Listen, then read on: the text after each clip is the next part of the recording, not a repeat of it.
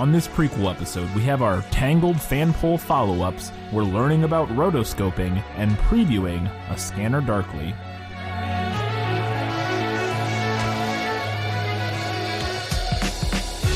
Hello and welcome back to this Film is Lit podcast where we talk about movies that are based on books. This is a prequel episode.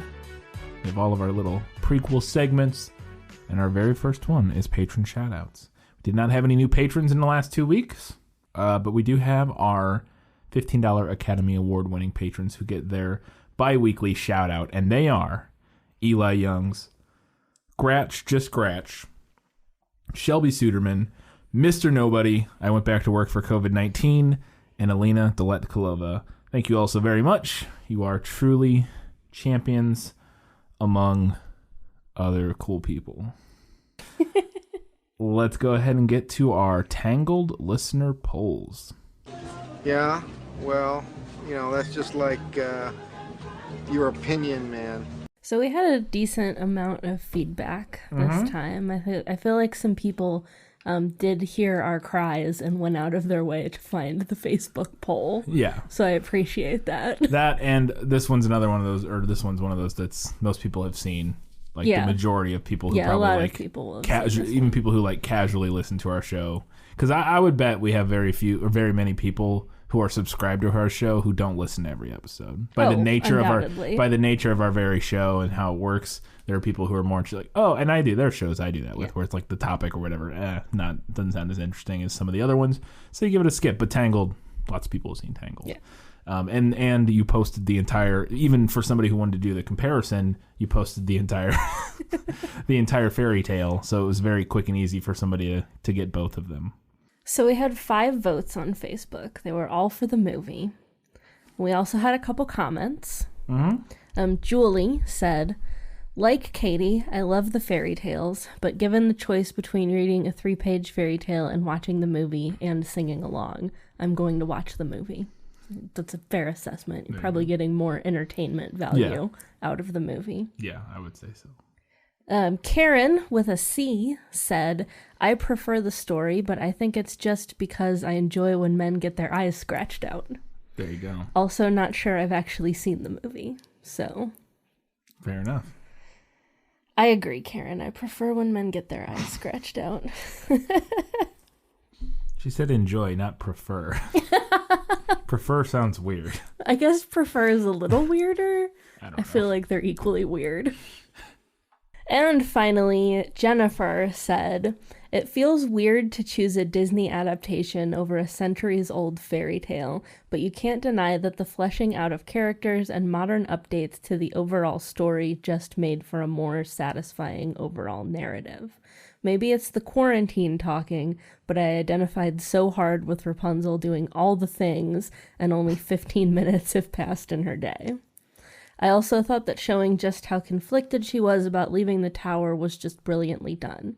My biggest problem with the film comes from Flynn Rider cutting Rapunzel's hair without her permission. It can be seen as a sacrifice on his part, but literally and figuratively, it takes away Rapunzel's power in her own story. I saw this comment. I thought it was a really good point that we didn't talk about. Yeah, we didn't get to talk about that. And I've seen people kind of express that idea before. That it's, and I mean, they're right. They're not. Yeah, they're definitely right. It's tough. No, I mean, it's definitely, that, like I said, as soon as I saw that, I was like, oh yeah, that's a really good point. I think within the within the story, it is weird because the nature of what it is it's a very like he's making this decision for her and sort of violating her autonomy in a way that is problematic. But he's also, maybe they would need to come up with a better way to give her an out, basically.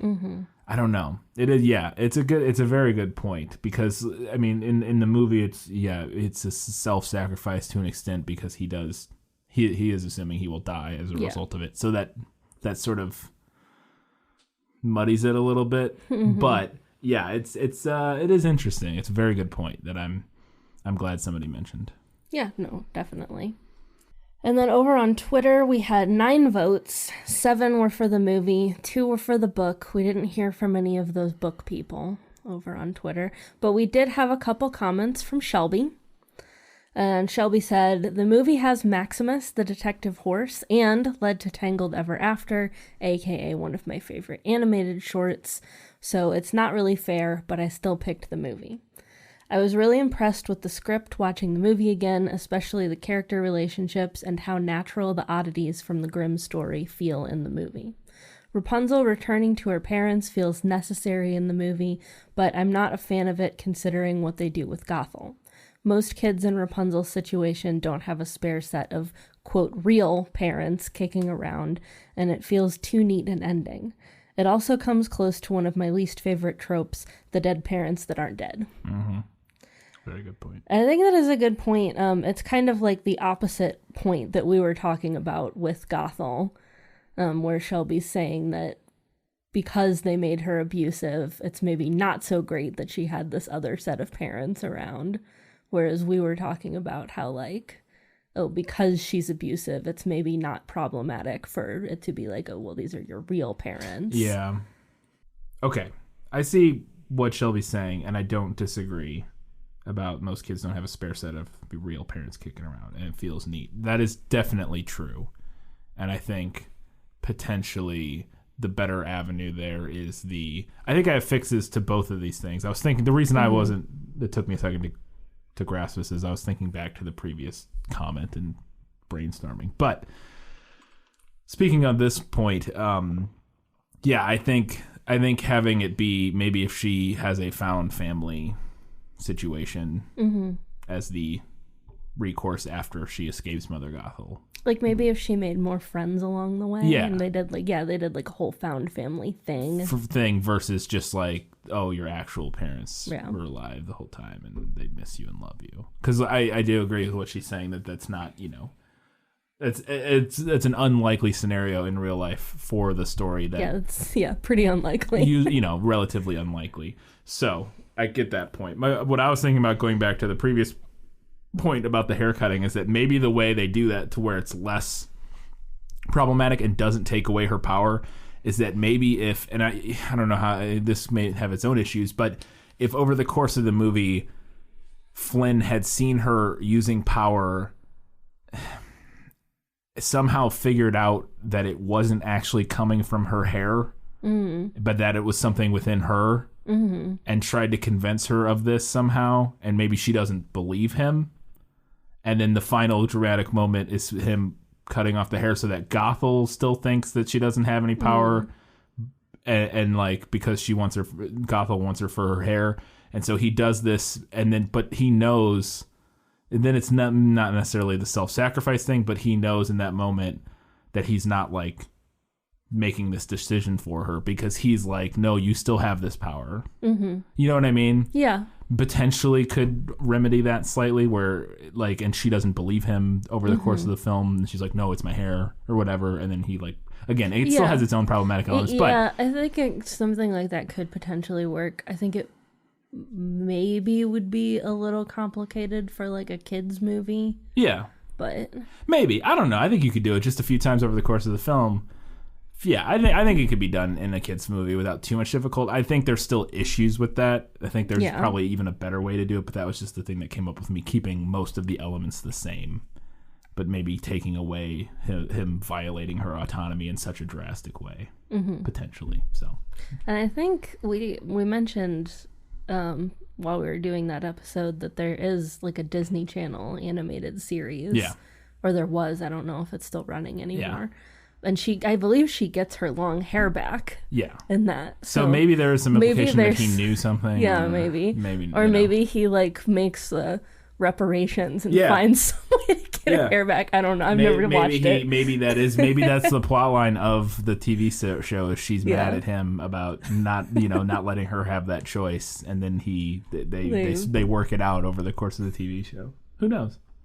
All right, thank you to everybody for all of your feedback. Some great comments in there, some stuff we missed, some really good points. All great stuff to take into consideration. And what ultimately won? The movie? Yeah, the movie. By a pretty heavy landslide. Yeah, that's fair. And again, it is like we mentioned in the main episode, kind of apples to oranges with those type of things. But let's move on and talk. We got to learn some things. What are we learning about? We're learning about rotoscoping. No matter what anybody tells you, words and ideas can change the world. A Scanner Darkly was filmed digitally using the Panasonic AG DVX100, which is a camera that I actually used in college quite a bit. Really? They're a really sort of prosumer level digital camera from around the early mid-2000s that like lots of universities and high schools and that sort of thing used the DVX100 because I think we were still using them pretty significantly at the news station we worked at. Mm-hmm. I'm pretty sure that's what I think it was, the DVX100 that they were using for a while. But so very, very common, popular camera, really affordable camera in relation to most cinema level cameras, which are tens of thousands of dollars. Yeah. This one's a couple $1,000s basically. I was astonished to even hear you relate a camera used in an actual film production to anything that our school and the reason for that we'll explain why, because they knew they were going to do this rotoscoping technique. And they animated that video that they shot, not film, that video that they shot on the Panasonic with a program called Photoshop. What Photoshop does, it uses an animation technique called interpolated rotoscope, which was previously used in Linklater's last film before this, Waking Life, or I think it was this film before this, Waking Life, which was the first film to be entirely composed of digital rotoscoping. So if you've seen trailers or anything from Waking Life, April mentioned it on Twitter today when we were talking about. And I think we had another comment on Instagram too today about Waking Life. Yeah, so that was his first film that used this technique and used it entirely. I went and watched the trailer for that to see how it compared. The version they do in Waking Life is much more abstract, at least from the trailers, of A Scanner Darkly versus Waking Life. Waking Life is much more sort of abstract and not as photorealistic. It was a few years earlier. This version in A Scanner Darkly is very sort of, I mean, it's clearly, animated, but it's much more reflective of what the characters' faces look like and are actually doing than the previous film, to me, appeared. But you can tell very similar techniques going on here. So, for A Scanner Darkly, Linklater wanted to use rotoscope for two main reasons. One, he wanted to capture the feeling of lucid dreaming, because this is a story about drug use and drugs and the war against drugs, and sort of altered states and perception and all that sort of stuff. And so he wanted to evoke that sort of idea, that feeling, a very strange feeling of lucid dreaming, which is also very much the vibe you get from watching the Waking Life trailer. So I assume he was like, this will fit perfect for Scanner Darkly. He also liked the idea of making a cartoon for adults, apparently. So, what is rotoscoping? Simply put, it's pretty basic. Rotoscoping is an animation technique where you draw on top of a motion picture, film, video, or otherwise, frame by frame, to produce your animation. So, rotoscoping was invented by animator Max Fleischer in 1915. It was originally known as the Fleischer process, named after him, and was used in his animation series Out of the Inkwell, which, if you want to see what that looks like, you can just search Out of the Inkwell. In quotes, there's a Wikipedia article that has some clips from the animation. I don't know if it has all of it, but it has several clips where you can kind of look at it and see what it looked like. So originally, Fleischer thought that rotoscoping would be a shortcut for animating. Thought it would be faster because you're tracing, basically. I mean, that makes sense. And so they thought it would be quicker and easier. But it actually turned out to be more time-consuming than they expected, because of the preciseness that is required when you're doing it, and the sort of errors that can get introduced from frame to frame that you have to then go back and work out. It's not as clean as they thought it was going to be. And Fleischer actually eventually stopped using rotoscoping as his primary means of animation after a few years. But he would still occasionally use it for intricate dance movements. If he wanted to capture a certain style of dance very specifically, he would film somebody doing that dance and then rotoscope it. And some of those places which is where this is most famous is in his Popeye and Betty Boop cartoons, which is what Fleischer was probably most known for these days. He did the old school Popeye and Betty Boop cartoons from like the 20s. And specifically, there's a dance sequence in the Betty Boop Snow White story. There's a Betty Boop Snow White I knew that, but animation. I don't think I've ever seen it. It's just called Snow White, I believe. And there's like a ragtime dance in that is rotoscoped of a ragtime performer doing the dance, so that they could capture the actual dance more precisely. So, rotoscoping can be used in a bunch of different ways. One of the most common use is for visual effects in film. It's way more uncommon for a film to be entirely rotoscoped, like A Scanner Darkly is, and we'll talk about that in a second. But it's used all the time for visual effects within a film. So the way that works is that you trace an object, and then that creates a matte of that object. That matte can then be used to take the object out of whatever environment's in and move it to another background or move it within the scene. This is done easily and most commonly by using a green screen or a blue screen to isolate your subject. Oh, but it can also be done with a piece of film shot without a green screen. Traditionally, you would do this frame by frame by tracing whatever the subject is each frame, and then you can then move it and do whatever you want with it.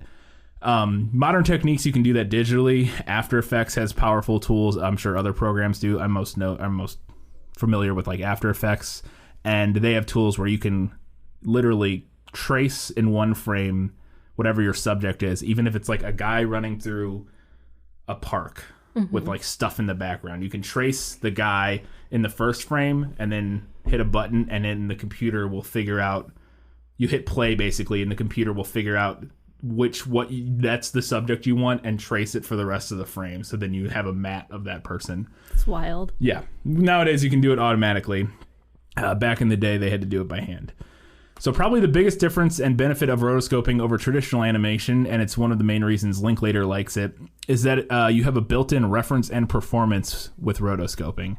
So because you're tracing over the character or the video that you've already shot, you're getting a direct one-to-one translation of whatever performance that actor or performer or whatever did.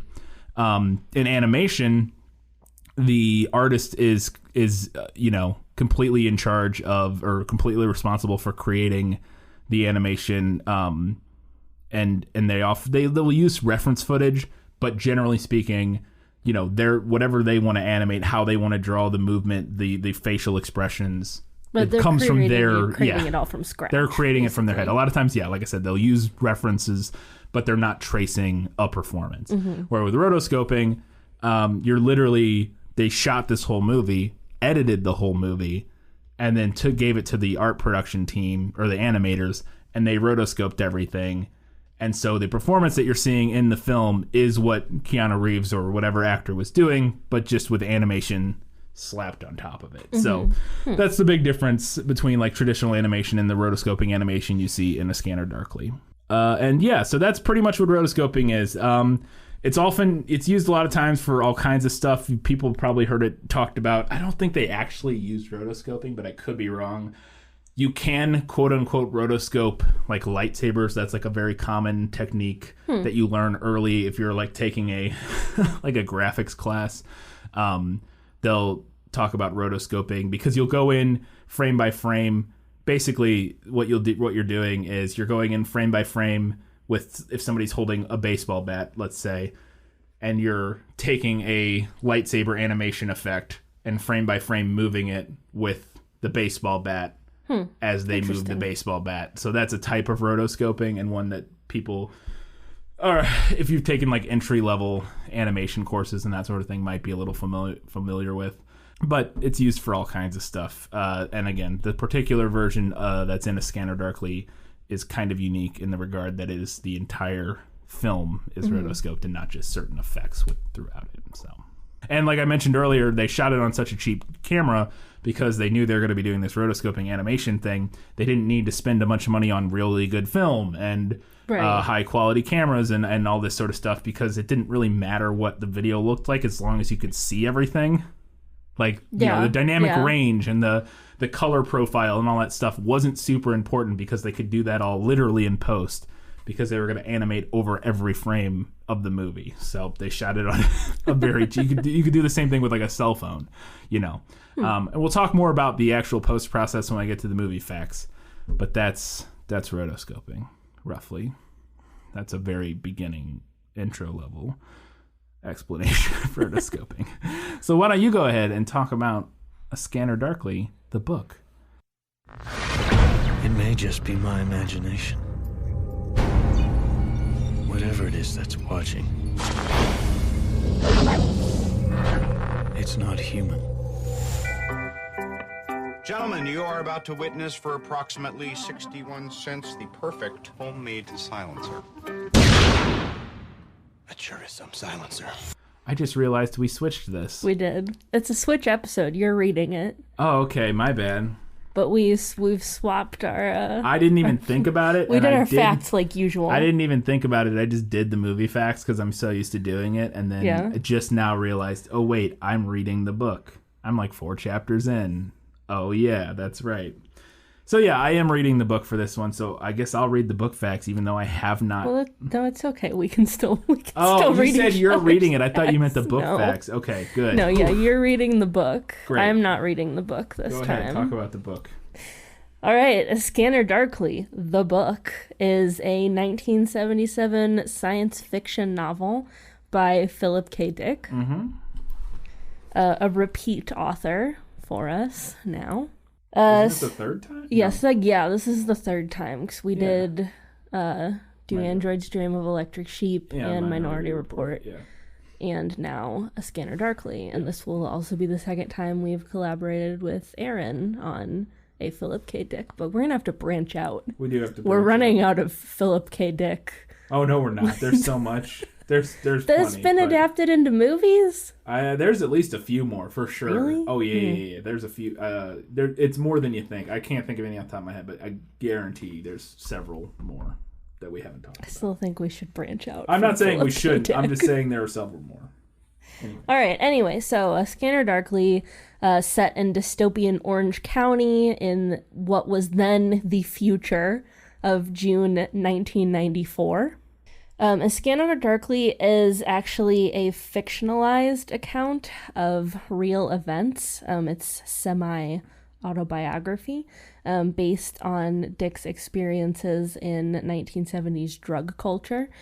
He's quoted as having said in an interview, "Everything in A Scanner Darkly I actually saw," which is not a terrifying statement at all. Yeah. I haven't read this book, but I feel like I'm familiar enough with his properties now that statement scares me. That's fair. The real life event that this is based on happened from about 1970 to 1972 when Philip K. Dick's fourth wife, Nancy, left him and he was living by himself. He's quoted as saying, "I got mixed up with a lot of street people just to have somebody fill the house. She left me with a 4-bedroom, 2-bathroom house and nobody living in it but me. So I filled it with street people and I got mixed up with a lot of people who were into drugs." There you go. So a pretty bad breakup. Not great. Not great. And during that period, he actually ceased writing completely and eventually was fully dependent on amphetamines for a while. So this book apparently took a while to write. I got the vibe from just like the little bit of research that I did into this that he usually churns stuff out fairly quickly. But apparently he started outlining A Scanner Darkly in 1973 and then worked on it off and on until it was published in 77. Now, part of the reason for that, I think, was that it was difficult for him to write. It sounds like it was pretty hard to go back through all of that. Mm-hmm. Tessa, his wife at the time while he was writing this, once stated that she would find her husband weeping as the sun rose after all-night writing sessions. She's also potentially wrote some of this book. Interesting. She has given interviews stating that she was pretty involved in his writing process for A Scanner Darkly. She also has said in a later interview that she considers herself the silent co-author. Wow. And on top of that, Philip K. Dick himself also apparently wrote a contract giving her half of all the rights to the novel, which stated that Tessa participated to a great extent in writing the outline and novel A Scanner Darkly with me, and I owe her 1/2 of all income derived from it. So, well, there you go. A nice move on his part. to actually acknowledge that. Along with the challenging, autobiographical aspect of A Scanner Darkly, there was also the challenge of changing the events into science fiction. Dick felt that he wouldn't have a success if he branched out from science fiction. I think he had some other books that maybe weren't quite as successful, so he wanted to stay in his oeuvre.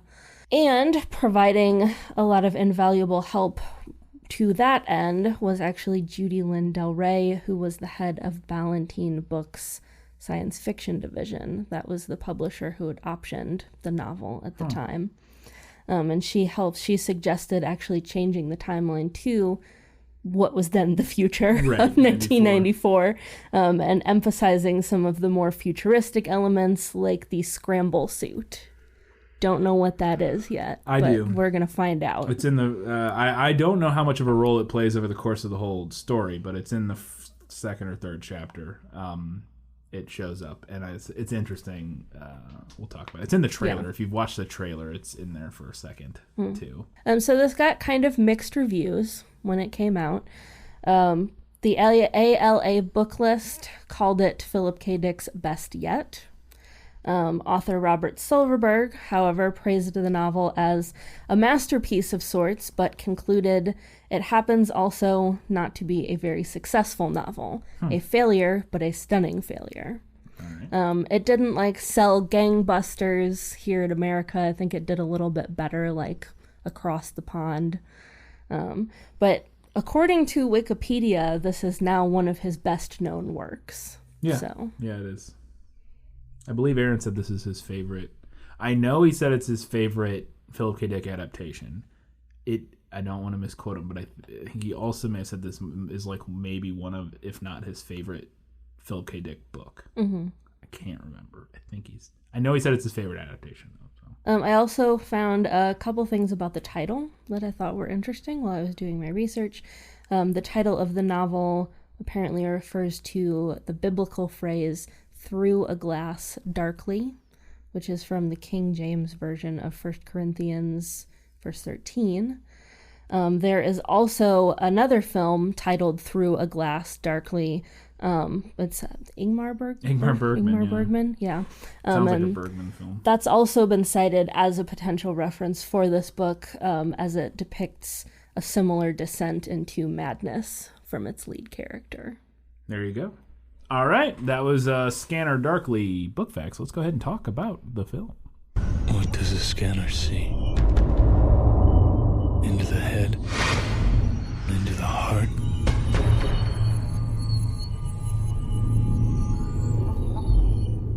Does it see into me?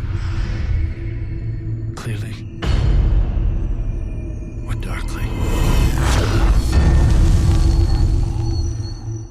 A Scanner Darkly is a 2006 movie written and directed by Richard Linklater, as I mentioned earlier, who is known for Waking Life, the other rotoscoped film, Before Midnight, Boyhood, the film that took 12 years to film, and I did not know this one. He's done other movies, but I was unaware of this one. School of Rock was Richard Linklater.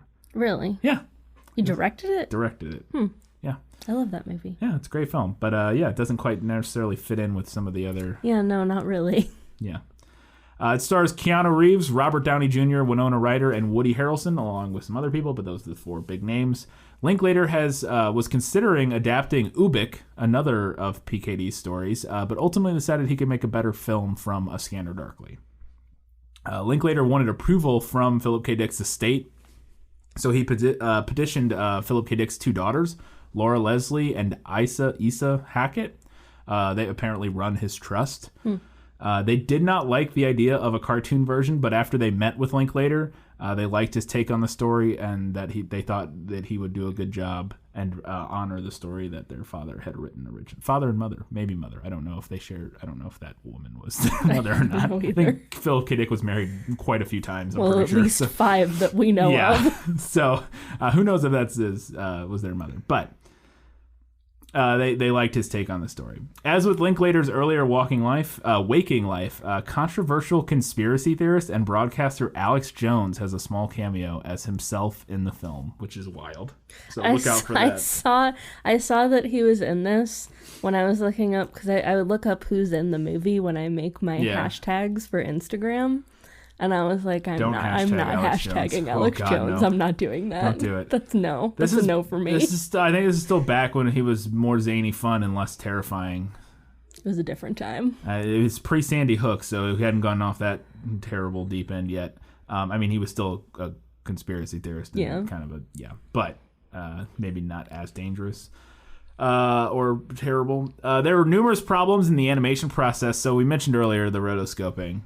I didn't go through all the details here, but it sounds really interesting. There were tons of problems during the animation process. Apparently, a lot of the animators they hired at the beginning didn't know how to use the software very well. They all lie on their resumes. I don't know. They were like learning on the job, and it was taking forever. So they eventually hired a bunch of new animators, and it took. They shot this movie. I don't have that note here, but I remember seeing it. I think he said they shot this movie in 20 days. And then edited it, because they shot it and fully edited the film. Mm-hmm. So they had a locked down master, like this is the movie, and then they gave it to the animation people and slapped the rotoscoping on it.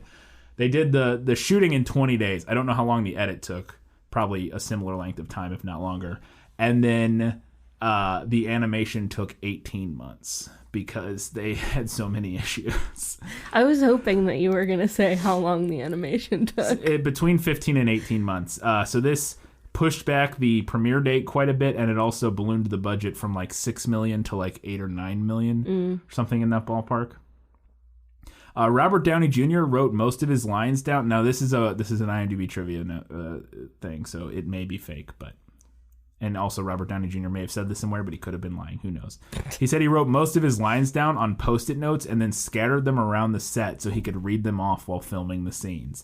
And then the rotoscoping team animated over those notes to remove them from the film, which would be easy to do. You're animating over the whole movie anyway, so it's not insane. You just don't animate that Post-it note. Well, you do animate it. You just animate it to look like a wall. Yeah. Yeah. Like if it's on a wall, yeah. Right, you still got to slap animation over. I see what you're saying. You don't. I wouldn't. Yeah, you're not like tracing the Post-it note and leaving it in the scene. Yes, correct. But also, I read in a different note or a different fact that he wrote down all of his lines like without punctuation. I haven't seen the movie, but maybe he's like very manic in the film and sort of I think is the case because he's also one of the friends of the main character who's like on drugs and stuff. So I assume. Maybe that's what he was going for. I don't know about how true any of this is, but again, that's what I read. Finally, the film eventually premiered to above average reviews. It holds a 68% on Rotten Tomatoes and a 73 out of 100 on Metacritic. And I think like a similar like 7 or 8 out of 10 on IMDb from the audience score. But the film was not a financial success. Didn't recoup its expanded budget. It made like $7.8 million. Which would have made a little bit of money. Well, not after marketing, it wouldn't have, but it would have been slightly over budget, under budget. Would have made slight money with it, not counting marketing with the original budget, but with the expanded budget, it ended up losing money, and it definitely lost money with marketing. So not a financial success, but supposedly a pretty good film. And according to Aaron, the single best Philip K. Dick adaptation in terms of sticking true to the source material. Well, I guess we'll find out. We shall find out. I have a lot of reading to do over the next few days. Yes, you do. But it's fine. I'm a few chapters in. It's interesting so far. It's a little tough to follow, but we'll see. It's also, I'm pretty sure it's a super unreliable narrator. Yeah. I think. Yeah. Could be wrong, but that's like what it feels like so far, so we'll see. We'll see where that all ends up. But you can come back in 1 week's time, and we will be joined by Aaron to talk about A Scanner Darkly. Until that time, guys, gals, I'm Aaron, and everybody else. Keep reading books. Keep watching movies. And keep being awesome.